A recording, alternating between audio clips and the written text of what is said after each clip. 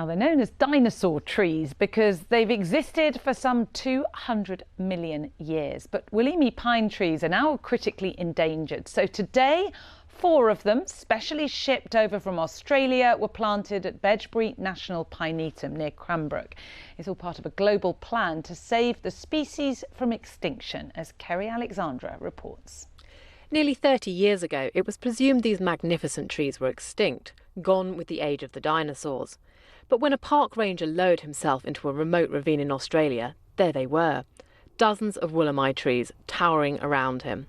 Now, international conservation efforts mean these trees are finding surprising new homes. More than 170 Williamy pine trees, grown by the Botanic Gardens in Sydney, were shipped from Australia to the UK.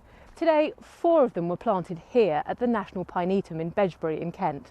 Trees have been sent to 28 botanic gardens across the UK and Europe, as well as to 5 other Australian conservation sites and 1 in the US. It's really important to really sort of hedge your bets, to have this ability to have these backup stock all over the world. And this is particularly important in somewhere like Australia, where these plants are growing in a really confined population, which as recently as 2020 was experiencing massive wildfires.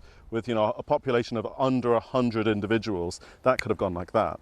So it's amazing to have this backup, almost like zoos, like botanical arks all over the world, to have these backup populations. This isn't the end of the project, this is where Bedgebury's heading. This is why it's so important to engage with our visitors, to get them out here to see these trees and actually to learn why conservation, especially of these trees and conifers, is so important for the future.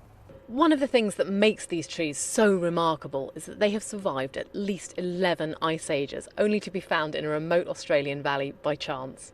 We only knew them from the fossil record, and we suddenly stumble across a whole collection of them growing in the wild, unknown to science, only 30 years ago. The equivalent is like stumbling across a brontosaurus in a canyon outside Sydney.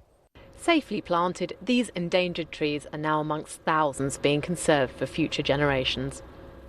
Kerry Alexandra, BBC South East Today, Bedgebury.